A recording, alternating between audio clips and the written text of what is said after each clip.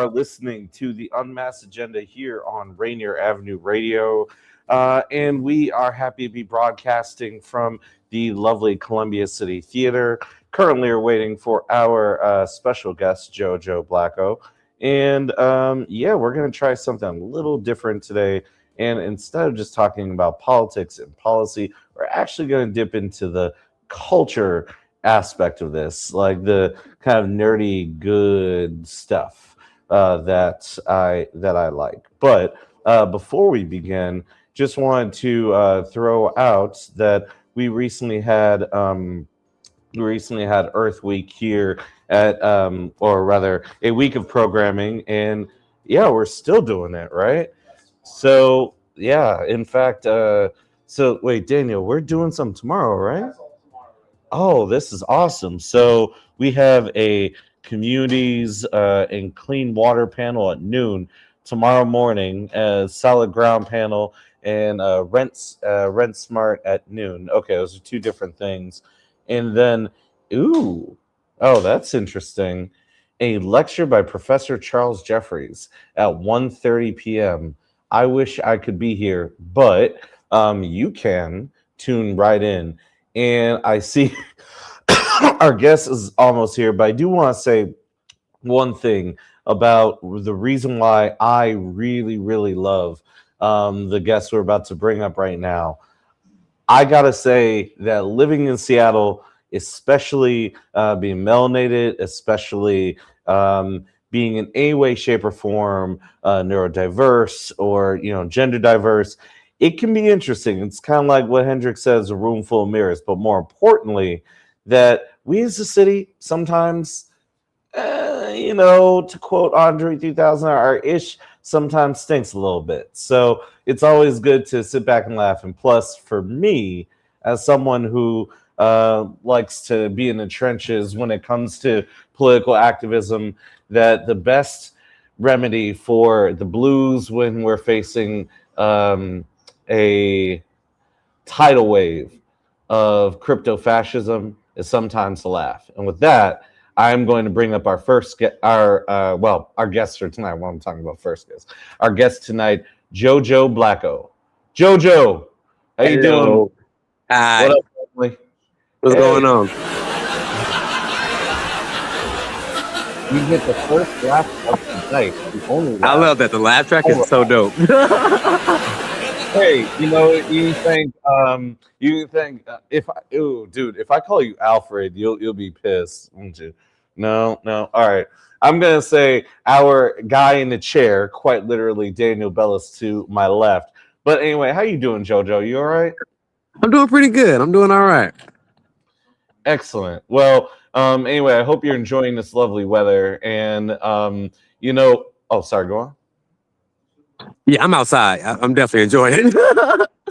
It's nice outside. I'm like, I got to be outside. Absolutely. Take advantage of every single sunny day you can. I swear to God, most days it feels like an Evanescence music video up in here. Yes, that was a very old reference. And yes. Yeah, and I am sorry for how corny that is. So, in addition to all your observational comedy, your unique style, we'll get to your skits, and also how, at least for someone like myself, you speak to a lot of things that I notice are kind of a little quirky, a little interesting about Seattle. You wear like your style both literally and figuratively. Your no context lists and all your skits on your sleeve. You have an amazing TikTok following. But tell us about your start. How did you start, and what brought you up from Jackson, Mississippi? I don't know if you know anything about the South, but the South is like probably one of the most homophobic places you can ever like live, especially Mississippi. So honestly, when I turned 19, I was just Googling gayest places to live. And I always tell people that story. People always think that's funny. But Seattle was like in the top 5. And it was like at the time, it was one of the cheapest places in that list. And so then I was like, okay, well, guess where I'm going. And I've always had like I've always had like a soft spot for Seattle even before I moved out here. Like it was always just like, it seemed so alluring to me. And so, it took me a while. Like I did a lot of backpacking. I did a lot of like couch surfing, but then I eventually got out here and it's been amazing ever since. Absolutely. So, wow. I mean, that's real. And when you came up to Seattle, I'm wondering, like, was it difficult to really make friends, to really like connect with like community when you got up here, or was there like a moment where you really felt like, hey, I'm here, I'm home, I feel seen? Honestly, I would say people in Seattle were like hella welcoming to me.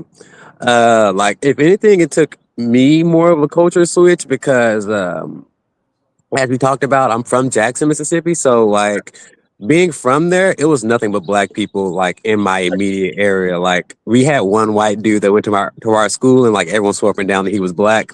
And Right. so like when I moved out here, it was like a completely different vibe. So it was like, oh, majority white people and like a pocket full of black people here and there. So it was a more so a vibe switch for me. But everyone was very nice to me when I moved out here. Everyone was kind of accepting. Absolutely, absolutely. And that's interesting, it's interesting dynamic, and one I talk about a lot. I mean, obviously, like being cis hetero male, like the situation is different in many ways, but like as black people, it's one of the most like welcoming places, at least on the surface. And then there's always there are always like textures to it, right? But Hmm. one thing, just before we kind of move on to learning a little bit more about the Seattle like comedy scene and what's that like. I'm wondering, from your experience, how Seattle's developed over. So I'm just gonna go on a limb and say when you moved here is probably like over 10 years ago, right? Oh yeah, I didn't even specify that part. I'm sorry. Oh, I you're moved in good. here in 2013 years. So it's been what is that like 13, 12 years now? Oh wow, that was a year before me. Oh Yeah, that's wow. crazy. Okay, well, look at that. Twins. Right? Oh, good you. And like, did someone? Wow, man. So it took like all the like radicals and like queer folks on the East Coast. We were like, okay, we're all just gonna move to Seattle. We're all Yeah, just I'm just gonna. gonna get out here. Yeah, I graduated in 2011, and then I was like, I did like a little bit of college, and I was like, I hate college, I hate my town, I hate Mississippi. I just need to get out of here and find my people, and Seattle is my people. Real talk, real talk. So let's talk about the comedy scene then, because like I mentioned before, we've leaned a lot into like politics and policy and different corners of our community. But comedy, like the comedy scene, the art scene, is something we've never really talked about. So I know it seems really general as hell, but what is it like? Like, is it hard to break in there? You mentioned Seattle as a community for you has been always very welcoming, but yeah, what's it like to break into it, and you know you and what was it, doing comedy while being authentically you? Honestly, what I will say is that uh, breaking to the comedy scene is kind of hard to a degree. Cause I Mhm. mean, like it's easy to do it. Like, if you want to do comedy, you can just sign up at any open mic and just do it. Like, you Right. can do it pretty easy. But as far as being accepted by your peers, like it takes a while because you have to like do the grind. You got to do the work. Like, I've been doing comedy for 4 years, and I would say the first 2 years I was doing an open mic every night. Mhm. Like every night I was sometimes it would be two in one night. I would like go and find as many mics I could get into. So one, I wanted to get better. Two, I loved it. And then three, it was also just like a lot of normal people don't know that like there's like a slur in the comedy community. Like if people don't know who you are, or like if you're green, or like you don't have that experience about you, they call you open micer with a hard R. Like, and so I love that. yeah, a lot of people don't know that way. That's like a thing. Right. Like, and I've been called that a couple times. Woo. So Right. it was all about just like getting that hard R off me. Um, but yeah, I mean, like for the most part, I would say as long as you're committed to it, as long as you're grinding, as long as you're hustling, like it's pretty easy and funny. Obviously, it's pretty easy to get past that crab level, or that like entry level, I guess is the more correct word. But yeah, I mean, I would say overall it's pretty fun. It's the people in comedy. There are a lot of fun people in the comedy scene, so it's really nice for what it is. Once you get past that entry level. So I'm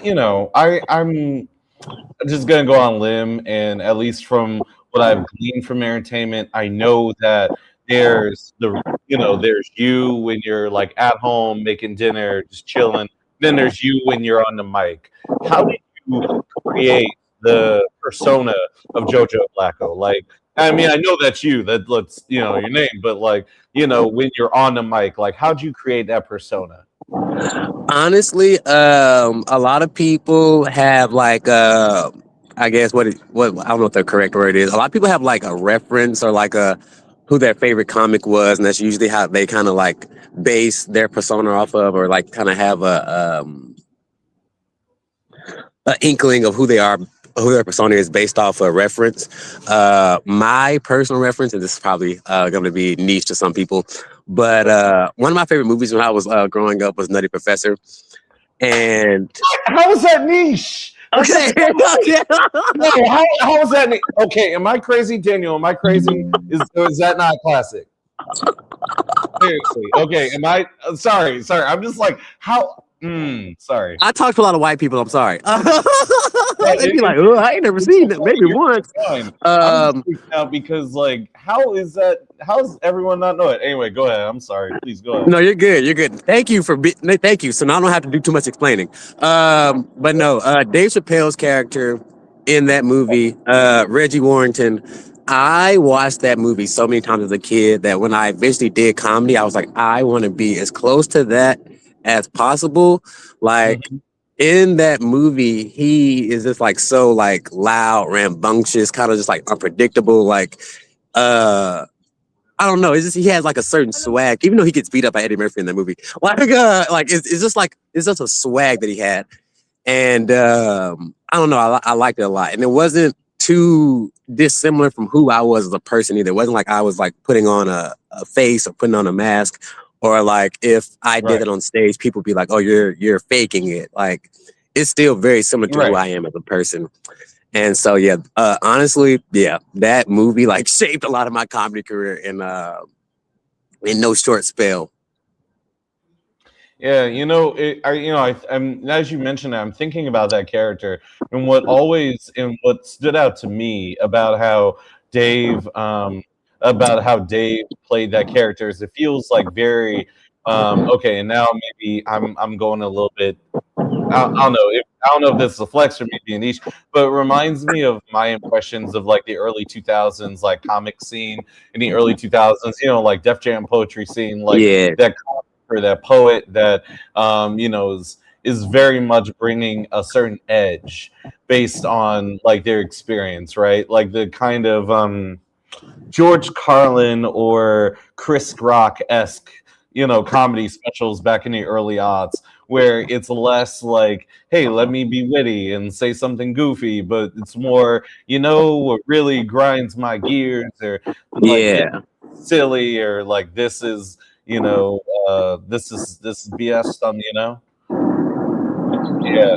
I mean, was that like part of your impression for that character, or like what was the swag really that you saw in that character? For me, it was I loved how observational that character was. Like pretty much if you go back and you watch that movie, for people that haven't seen that movie, he literally doesn't like, he has a set, obviously, but the majority of it is him just like looking at the people in the audience and be like, oh, you got micro braids, or oh, you're a white guy with a small penis, or like it's just like very observational. But also at the same time, it's kind of just like, how do you point out something? Pretty much what it was how do you point out something and then make that thing funny? Something normal, something that everyone does. Hell yeah. How do you point out something and make it relevant to everyone? And a lot of my jokes are just like things that I noticed, normal everyday things that maybe other people don't pick up on. I'm like, how do I make that funny? How do I make that a 5-minute joke? How do I make that a 4-minute joke? Um, and so yeah, I think the majority of it was like his appearance was all obviously his appearance at the moment he walks on stage is very just like demanding. You're like, okay, I don't know what you're about to say, but like whatever you're about to say is going to be interesting just because you have like a checkered hat and you got sagging pants. Like it's just like very much it's like I learned this thing because I was a theater kid as well. Yeah. If you are interesting to look at, whatever you're doing will already have a sort of interest to it. Fascinating. It already have like people are already clocked in because you're interesting to look at. I'm already liking what I'm seeing so far. So whatever you say is going to help whatever I'm looking at.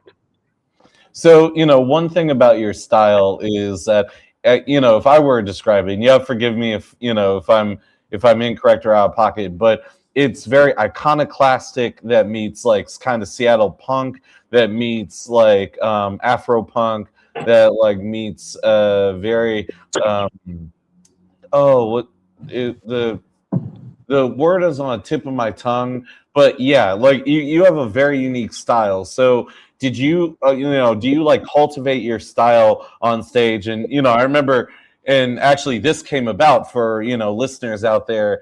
I've been following JoJo's work on TikTok and your skits, and my ex actually showed me your special, and I was like, oh, this person's hilarious. So I was walking along on the pier, downtown, and I'm just walking past you, and I kind of do a double take. I'm like, Jojo Blacco, and then you just, oh my God, someone recognized me. Yeah, like you're famous. It's amazing. Yeah. So for listeners out there, if I seem like unusually fanboy, that's why.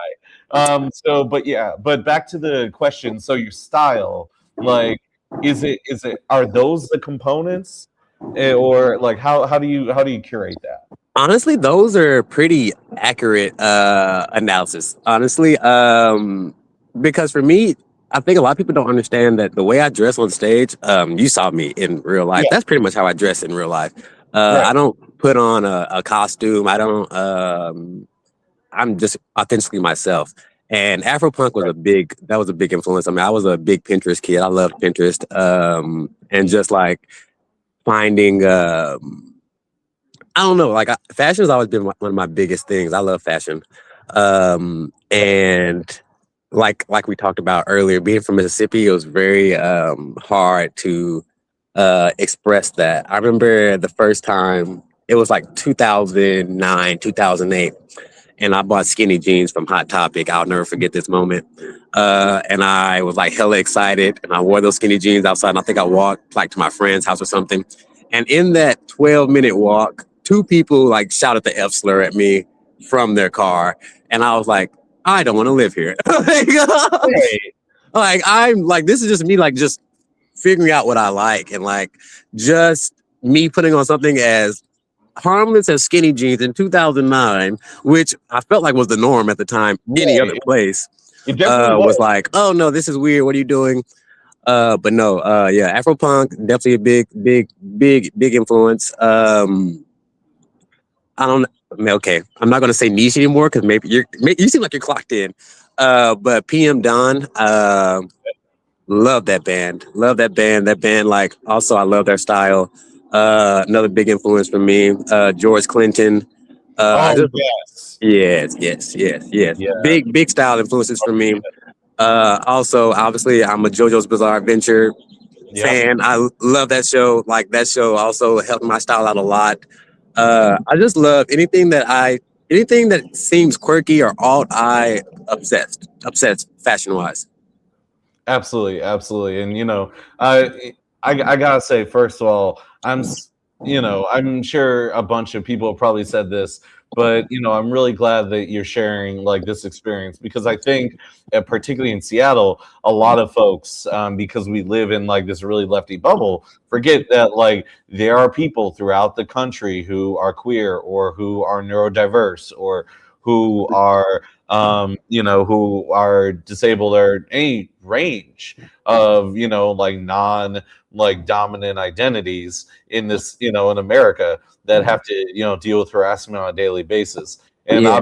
obviously glad you're up here and glad you're bringing like amazing laughs to our community. But I really appreciate you sharing like those stories with us. Yeah. Yeah. And also keeping it oh so real. So, your comments kind of lead to the third question, which is talking about process, because obviously you're brilliant, but I know the jokes don't just come out of it, come out of thin air, right? So, can you walk us through like what your process is without giving away any proprietary secrets? Not trying to put your secrets on blast. I'm just Honestly, it's nothing too crazy. Mostly what it is that I talk to I talk to pretty much anyone that will have a conversation with me. If someone comes to talk to me, I'll have a conversation with them. And if we're talking and I'll say something that in the moment I am not purposely trying to be funny, but then I get a laugh from them, like, oh, maybe there's something there. And then usually what I'll write that down and then I'll sit on that for a few days. And as someone that doesn't have a car, I am always on the bus, I'm always on the train, especially in Right. Seattle. Like that's kind of just like the norm. I use those rides to kind of like dive deeper into whatever that thought was. A good example of that is one day I like saw a bunch of pigeons and I was talking to someone and I was like, hey, have you realized that you've never seen a baby pigeon before? And in that moment, that was a good point. yeah. And Right. like, I was like, oh, that's something, like that's something. And then like, I was like, okay, well, how can I make that funny? And then I was like, well, if no one's ever seen a baby pigeon before, what would you even call a baby pigeon if you saw it? Right. And then I Googled it, and then the Google is squab. And then literally the jokes almost wrote themselves because right under that question was the racial slur for a baby pigeon. This is on Google. You can check this right now. Okay, and I'm gonna check it. I'm a little curious. And the answer is squeaker. What? With the hard R. And then I was like, okay, cool. What? Yeah, craziest thing ever. Craziest thing ever. And so I was like, oh, this is a joke. And so then literally that's one of the jokes I do now. Okay. And I love the baby pigeon picture. Yeah, I'm going to do it right now. Like, this is hilarious. Okay. And then, oh my goodness, like it's actually in here. It's like, do you see that in there? It's like, why? Like, why? Who was like, I need to call me I need to see me a squeaker. Like, that's crazy. Right, exactly. It's like just someone sitting back and be like, you know what's wrong with society? Oh, dang squeakers. Right. Why? It's like I have hated all of the other human beings I can hate in this world. Right. I need to hate baby birds more than anything now. Right? Oh man. Anyway, Daniel, it seems like it's freezing up on us. Can you still hear us? I can still hear you. Yes. Okay, cool. It's like we're having a little technical difficulties in the studio, but as long as you can still hear us, that's fine. So, in that case, one thing you mentioned before was the observational angle of your humor, and I'm wondering, so for like other like observational comedy, what are some of the main things you like to observe, or like really focus on?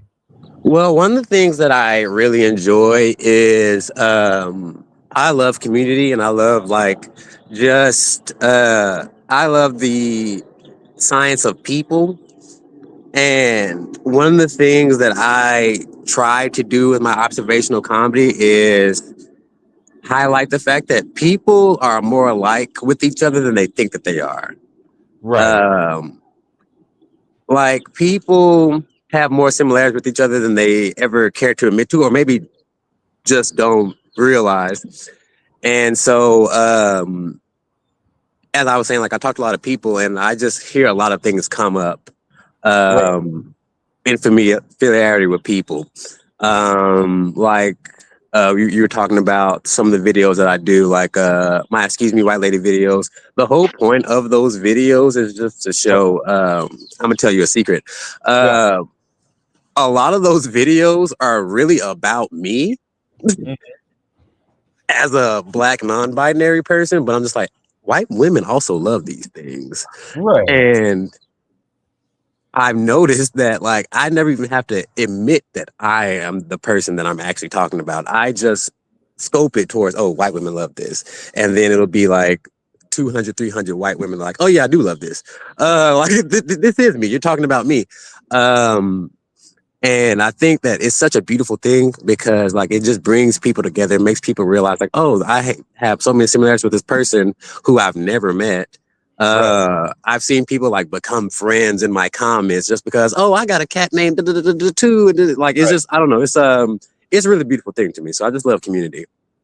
Absolutely, absolutely. And I think that is actually a really amazing message, especially for the time we live in now, because one of the things that often is often astounding for me when like applying this particularly to like political work and like particularly campaigning is like once you get out of the echo chamber online and you actually have a conversation like between two just random individuals that might be on a completely different sides of the political spectrum, there's actually a lot of disagreement in places you would not even expect.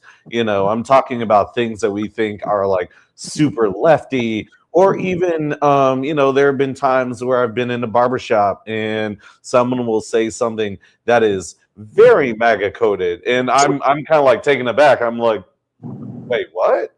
And then I'll just ask them like, so who'd you vote for? And like, oh yeah, no, I can't say Trump. I'm like, but you kind of sound like him right now. Right. It's like, yo, like, bro, like, what you just said is a little problematic. But anyway, before I forget, we are at that break time. So for folks that are just tuning in, I'm talking to the amazing, the unimpeachable, the immaculate Jojo Blacco, who will be at Bumbershoot soon, and we'll talk about that more later. And you are listening to the Unmasked Agenda for a very special episode. And right now we have Earth Month here at Rainier Avenue Radio. And in fact, Earth Deserves More Than a Day, the overarching event, concludes tomorrow from 10:30 a.m. to 4:15 p.m. We have Communities and Clean Water panel. We have a Solid Ground panel on renting and how you can rent smart. We have Professor Charles Jeffries here doing a lecture, interview with King County Parks, a panel on celebrating student power and perspectives, and there will be performances. And if you want more info, go to earthdeservesmorethanAday.org. Again, this is Cliff on the Unmasked Agenda. We'll be right back.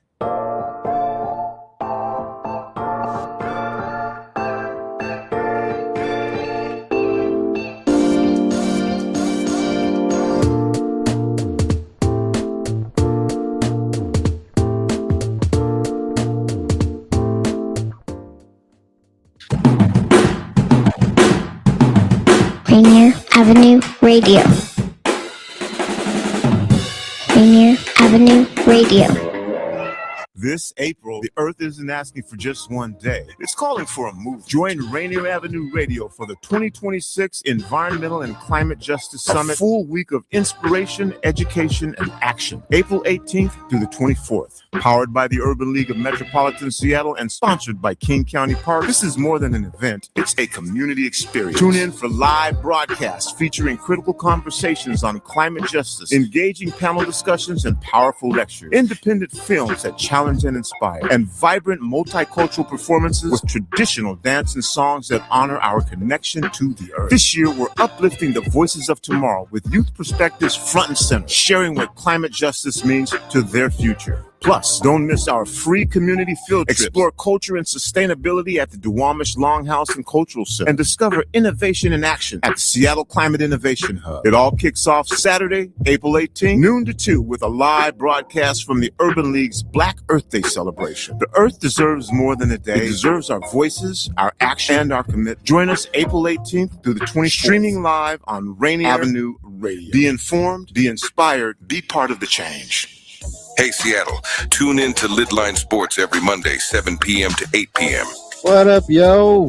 We are back. This is Pep, and the man that don't take no mess, Mr. O.P.I.S., Mr. Stevenson. What say you? I hope you see the hat that I'm wearing right now. That's how mad I am. I do. Man, you are angry. I just want to make that be known. Tune in to Lidline Sports every Monday, 7 p.m. to 8 p.m. Lidline Sports. Hello, I'm Tony Young, and every week I will be your guide to the music of the Fab Four with my show With the Beatles. John Lennon, Paul McCartney, George Harrison, and Ringo Starr, those four lads from Liverpool. First airings are Tuesday night from 7 to 9 p.m. with repeats on Thursdays and Saturdays from 8 to 10 a.m. right here on Rainier Avenue Radio. Tune in to catch Beatlemania. Love food? Here's some storage tips to keep it fresh longer. Store cut fruits and vegetables in the fridge.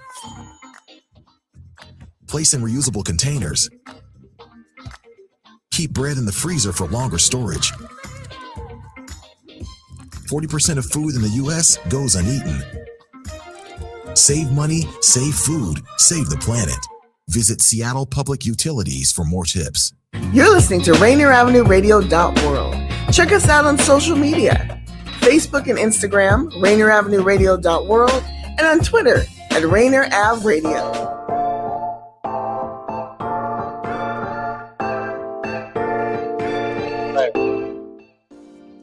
We are back here on Rainier Avenue Radio. You are listening to the Unmasked Agenda. Let's bring back our guest, Jojo Blacco, local comedian extraordinaire.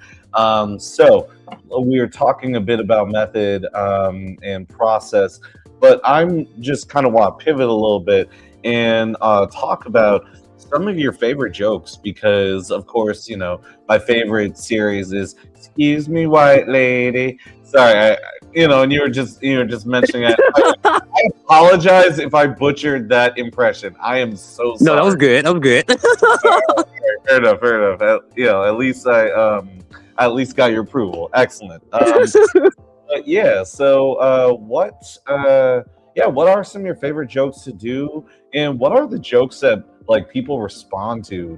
Because you've done so many different shows around the metro area, especially in the last few years.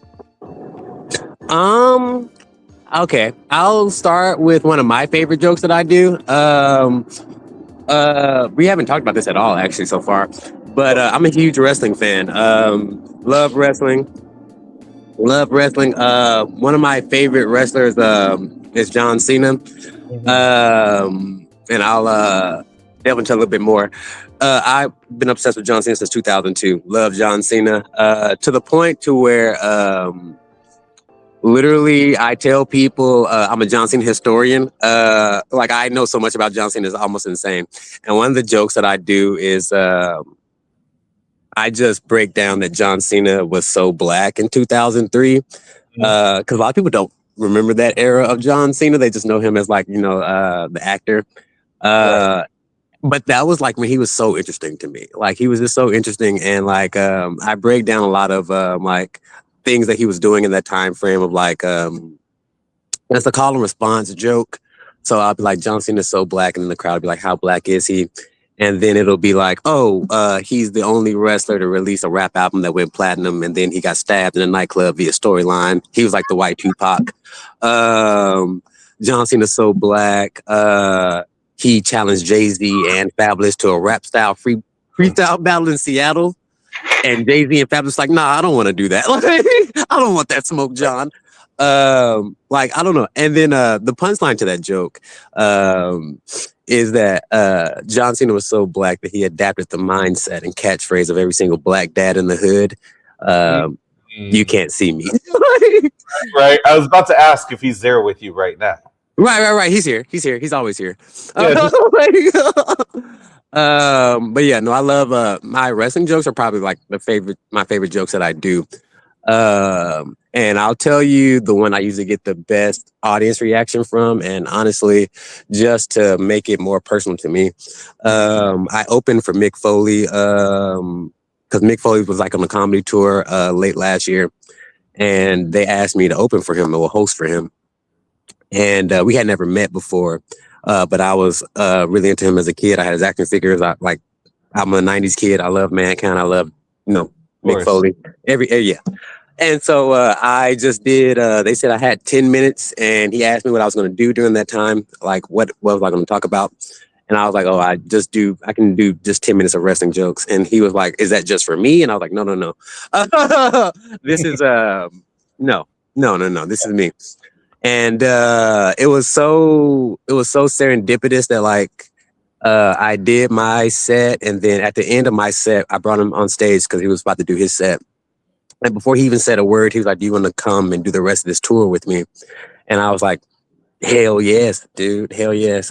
Anyway, the joke that I ended on, which is usually one of my better jokes, I would say, or the one that people usually love the most, is what if they had a all gay wrestling league called LGBTQWF, and LGBTQWF stands for leg dropping, gut busting, body slamming, taboo queer wrestling federation.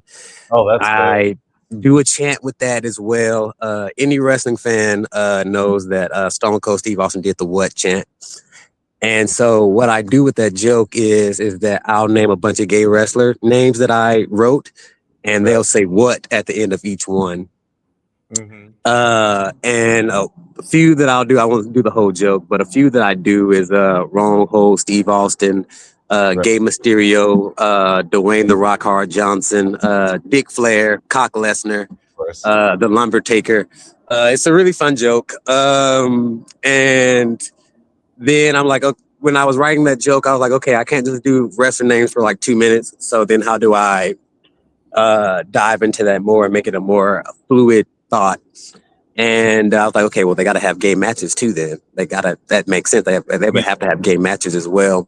And so then I go into First Chub match, Glory Hole Gauntlet match, Big Booty Battle Royal match, and then the main event of every single LGBTQWF show would be a loser goes back in the closet match. And people eat that up. Yeah, no, I'm eating right now. Like, dang, okay. You're like, oh, all right, like cooking. Like, that's dope. Well, I love that joke. I don't even remember where my headspace was when I was writing that, but I just was like I said, I just love wrestling. I love the whole. I love the drama of it. I just love how exaggerated it is. And so that's one of my. That was my favorite joke that I do, and that was the joke that audiences usually love. Actually, speaking of that, it tangentially reminds me of one of your jokes about like, well, if there was like an all black like Star Wars film. Yes. Right. And I was like, you know what? It makes complete and total sense. It recontextualizes episode 3. It's like Anakin's just like a dad or he's just like a black dad with like 2 kids on the way. Yes. Hey, how is he going to turn down his corporate promotion?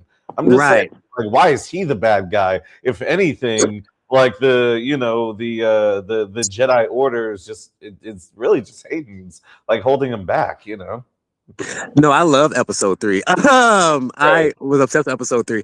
And yeah, the thing about that is that I watched that movie a lot, and I realized that like low key, he really wasn't the bad guy, because he was set up to get promoted. And then they was like, no, we don't want to promote you for whatever reason. We just don't want to give that to you. And he needed that promotion because he had these kids come in, and it just felt like very much so a black problem. Like that's something that black people go through all the time. And it was me pretty much trying to figure out how to make something that is like a very serious topic, but make it as silly as possible to where people are like, laughing at it versus being like thinking about it too serious, but I'm also getting a very serious point across. I think the part that like made me laugh rather than think was like Cat Williams as Darth Vader. Like that legitimately, I was like, and actually on the way here, I was thinking because they announced Spaceballs 2. The new one is coming out with Mel Brooks returning and got a bunch of folks. And I'm just sitting there, I'm like, why don't they have Cat Williams play? I forgot his name, but the guy with the helmet. Yeah, that would be amazing. Right, like that would be perfect. That'd be perfect. I could imagine be like Sith Lord down. Sith Lord down. I could imagine that, right? Or just like like just roll it up with like the most fabulous cape and be like, pick up those boots. Get your and then just like with the most like a bejeweled like lightsaber. Yes, I love that. Like the idea of Cat Williams being like, Palpatine, grab my lightsaber. Right, exactly. That would be perfect. It'd be like, Palpatine, you don't pay me enough to have a broke lightsaber. But Pete Davidson as Jar Jar Binks is so real. Like I love when you were doing that stand up. It's like, yep, we got to get one back. Yes, got to. Dude, right? Yeah, like I look back at the prequels and I think to myself, okay, George, like why? Like like I get it. You were going through a bit of a divorce, but you remarried to a sister actually, and then like I don't know, was it just like I'm just gonna throw in some random racism just for fun. Some random racism, just a little bit, like just cause out of nowhere, right? Just like the entire canon. I mean, to be fair, the Jawas like are low key pretty racist, like depiction of Arabs. If I'm gonna be honest, but not even low key. It's just anyway. No, it's very apparent. It's very apparent. It's just like you watch that today. It's like, oh, that's not right. It didn't age well. Right. Let's so the most Seattle thing that you've ever made with your no context like list, those no context shout outs, what is the most Seattle thing, or like what's like kind of the least Seattle thing that you might have brought from your experiences in other parts of the country, or honestly, and I don't know if this is like I don't know if this is like a Seattle thing. I just know that I never noticed it until I moved here.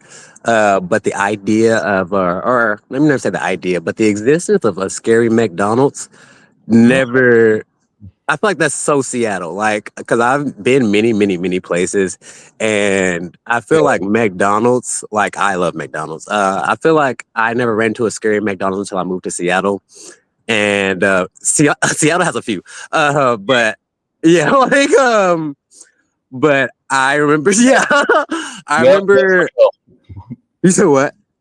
No, I said that is real. That is real. I used to be organizer on the Fight 15, and there's some McDonald's where I'm just like, I'm not being here after dark. No. Yeah, no, literally. I remember the first time I was in downtown Seattle, and I was like hungry, and I was Google mapping. I was like, oh, maybe there's a McDonald's over here, right? And it took me to the one, and I was like, oh. And then like I knew that it was a bad McDonald's when like the inside was closed, and they was like, we only order from the window. And what I remember the most from that experience was I ended up going to like the drive-through window that they have for some reason. I don't know why, but then like the person that was working the drive-through window like cracked it just a little bit to like so we could talk, but not open it all the way. I was like, oh, so it's dangerous over here.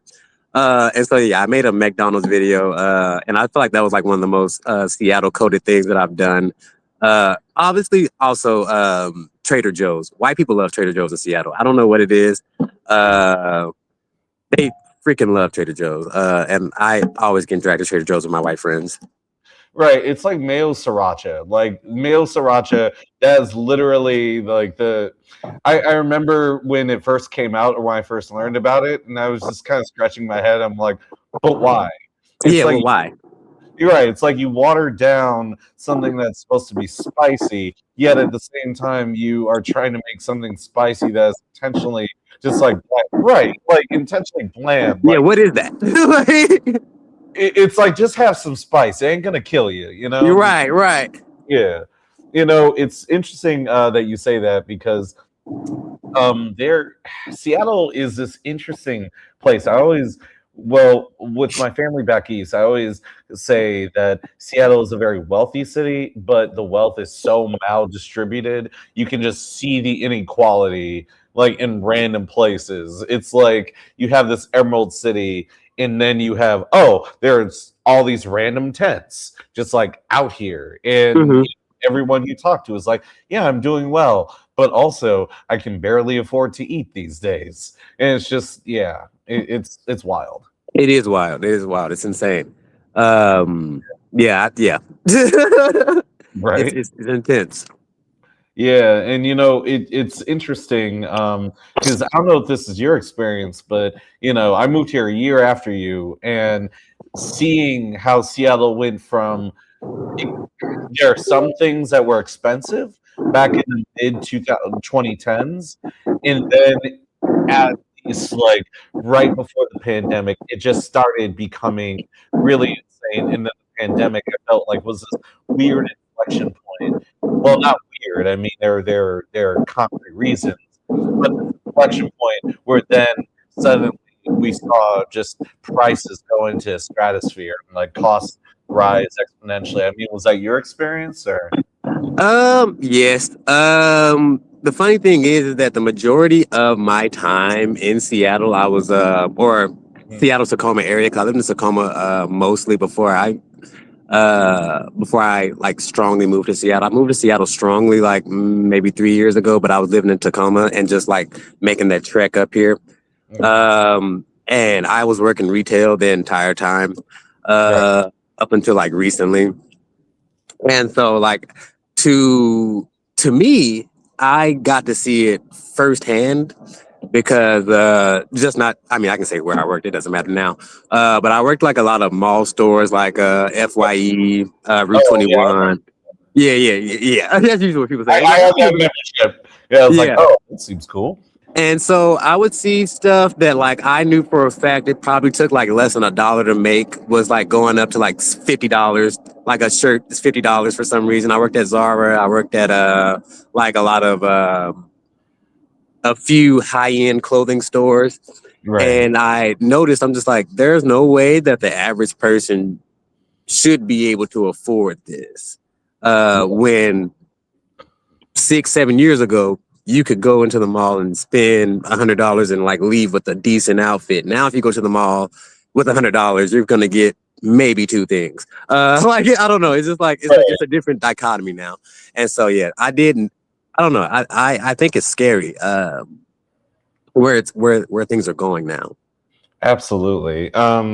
It's possible to live. Like, right. It's like how much can we be squeezed until it's just like, okay, we can't buy food.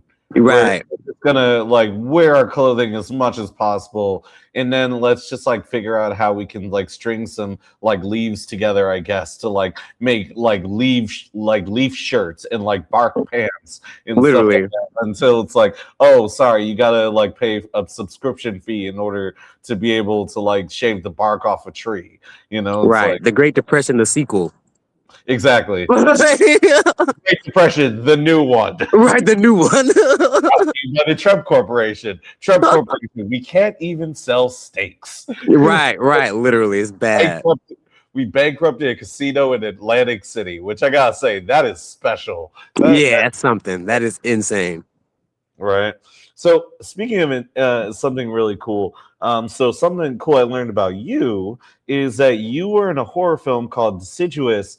And I tried to look up a little bit about it. It was last year. Can you tell us more about it? Like give us the plot and your experiences, and then B, is it at Scarecrow Video? Because that the local section's kind of cool. Like I feel like it's somewhere sandwiched in there, like the DVD. The crazy thing about that movie, this is my first time talking about this. The crazy thing about that movie is I've actually never seen it. I've What? actually never seen it. What happened was it was a project that a few of my theater friends were doing. It was like for the 48-hour film festival in Seattle. And they asked me, they were like, hey, do you want to be a writer on this? Because you're really good at punching things up. They had seen a couple of things that I had written. And they were like, do you want to be a writer on this? And I was like, yeah. And then they were like, also, do you want to star in it? And I was like, yeah, that sounds cool. And so pretty much what the whole plot of the movie is that there's this factory of people and they don't know that where the factory is built on is the evil spirit of a tree. And so pretty much I play the boss of the factory and I'm just like a dick to this tree for some reason. Like I go outside, I smoke cigarettes, I like put the cigarette out on the tree. I don't know that this tree is a live spiritual being. And pretty much what ends up happening is that the tree is like watching all of the employees be mean to nature, and the tree like pretty much one by one just like takes every employee out, and I'm one of the people that gets taken out in the end. And the way that I get taken out is pretty much I'm sitting at a desk and like I'm like drinking my coffee or whatever, and I don't realize that there is the tree is like has somehow implanted leaves into my body from just the coffee that I've been drinking, and so I die choking on a bunch of tree leaves. It was a very fun project to film. I will say that. I don't know if it's a Scarecrow video. God, if it is, I want to see it. But no, I've never seen it. I want to see this too. No, it was amazing. It was an amazing film. It was a great time. We shot it all in like a day. It was like a 13, 14-hour shoot. We got there like 9 a.m. and then we finished somewhere around like 11 or 12. Like it was literally at night. It was literally an all day thing. But it was an amazing film. Okay. I hope they see it one day.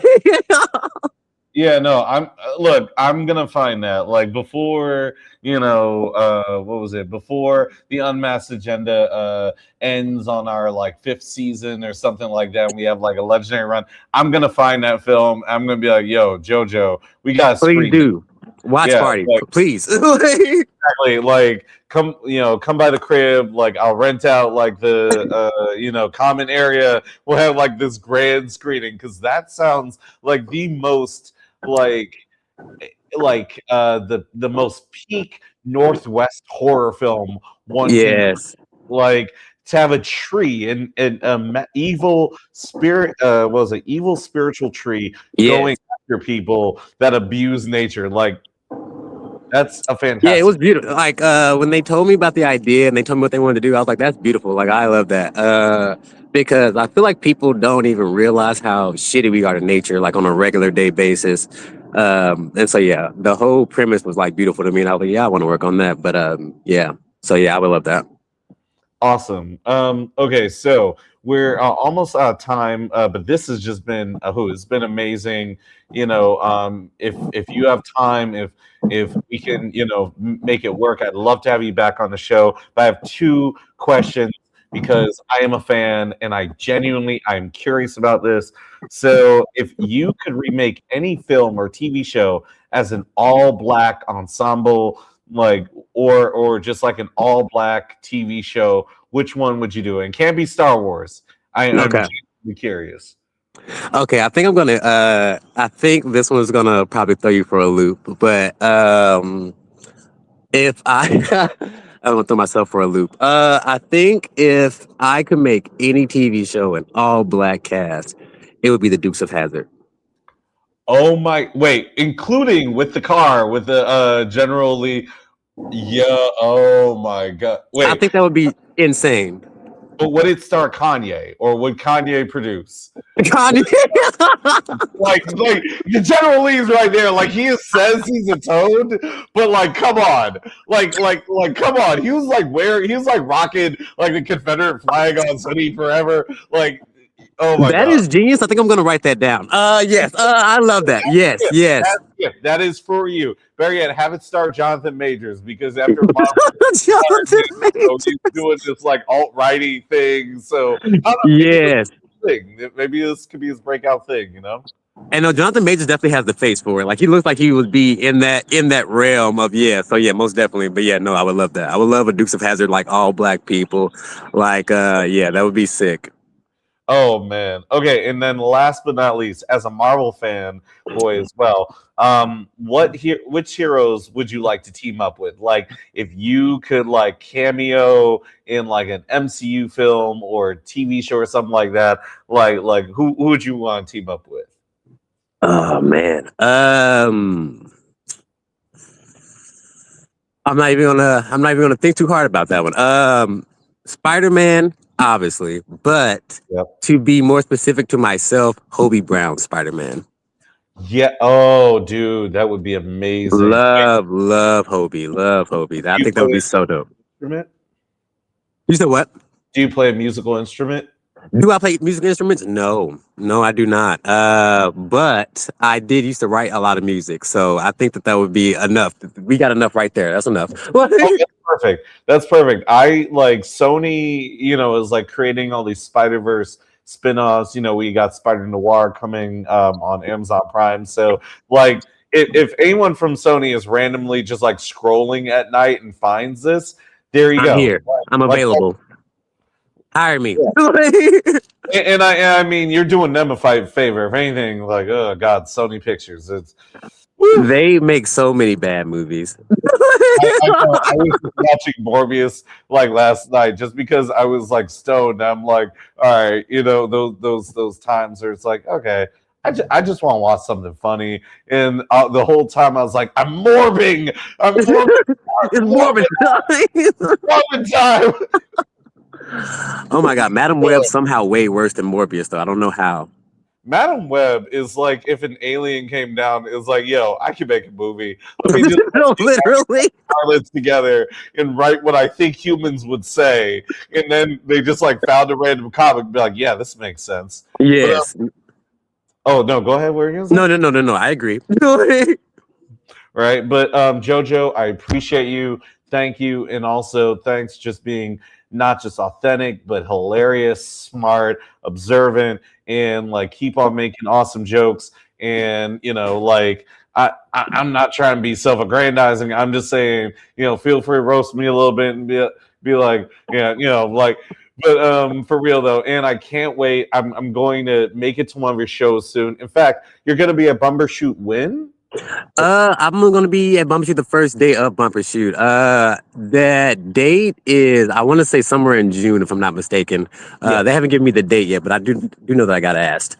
So the sooner I find that date out, I'll definitely shoot it out to you, and then we can make something happen. Bet. I love it. I love to be there. I love to see you there. And anyway, my friend, appreciate you, family. And for everyone out there in cyberspace and listening, this has been the Unmasked Agenda here on Rainier Avenue Radio. Stay righteous, stay awesome. And you know what? Like in a world that is absurd, laugh well and laugh with your community. Thank you, Jojo, and thank you, everyone else. Peace. Thank you.